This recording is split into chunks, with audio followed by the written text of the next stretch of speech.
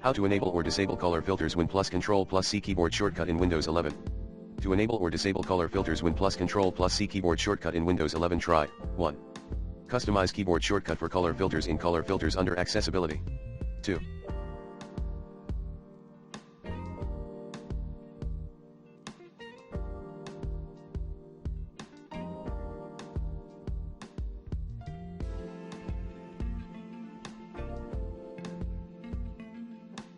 Using reg file.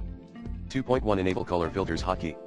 Code, Windows Registry Editor version 5.00 H key underscore current underscore user backslash software backslash Microsoft backslash color filtering hotkey enabled equals D word 000000012.2 Disable color filters hotkey.